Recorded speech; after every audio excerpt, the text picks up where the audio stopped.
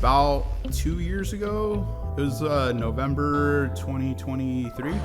So, it's something that I've been, having a dream of since like being a kid is like, to have a classic. It was either gonna be Impala or like a C10 type of thing, like lowrider type of stuff, and I think by that point, just like the patina style kind of had already like resonated with me. It's not polished, it's not sterile, it has soul and history to it, and it's real, and it stayed true to its roots, because it's got like, 50, 60-year-old paint on it, it's still on there, and it's still holding on. The whole idea and concept was there, but just the reliability was just not there. The brakes were terrible, like it would, still running on a vacuum, and it was like the small block was still cammed.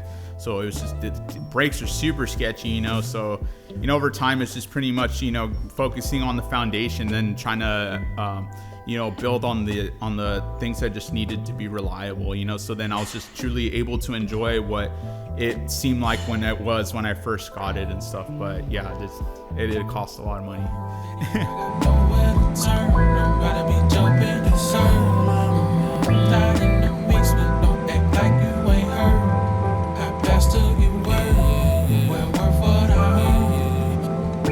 The upgrades that I made is did an engine swap, so just did LS swap, just put a 5.3 in it, the Vortec, and then just cammed it. So it was really weird because it just made it feel like a whole, like, not just a classic, but it's got some horsepower now to it, and it sounds like aggressive. So that was like a huge thing that threw me off. So I fixed a lot of the plumbing on the airbags and just solenoids and stuff like that.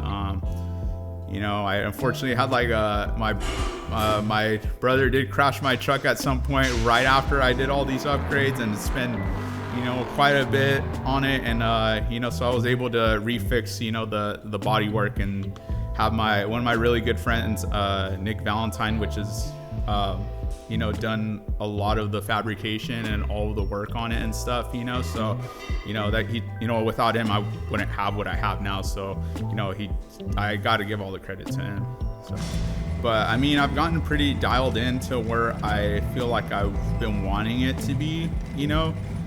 I feel like everything that much of what I wanted to put in together to kind of like express to what it is, I think that's kind of what's been done. The patina, the grunginess, like the rims, it's like weird. It's like a rat rod, like lowrider, like, something that like doesn't look like, it's necessarily like it's like a fancy thing, but everything's like legit on it when you actually like, look on it, so that's what I would say. Like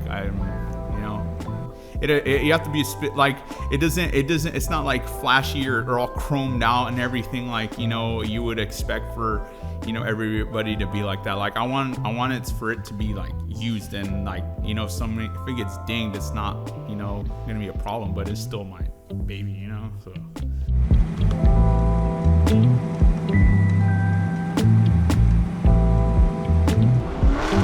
When I floor it, oh man, it's the weirdest thing. It always brings a smile on my face. And like, even when I'm feeling like crap or, just feel frustrated, it's like, no matter what, I'm just like, man, life's good, dude.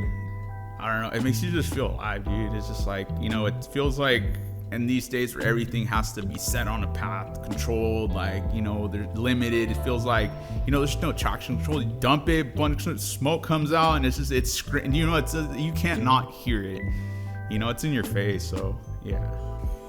The most rewarding part, I would say, the bonds and friendships I've been able to build with other people, because a lot of the car community, I've noticed around here, they're super chill, and a lot of them, it's just, especially like the people tie their own identity into it, and especially like now experiencing with mine, it's just, on my own way, where it just feels like an expression of you. And it's kind of cool how it's just like, a lot of people are just easily identifiable just by how their classic is. My name's Danny, and I own a 1972 Chevy C10.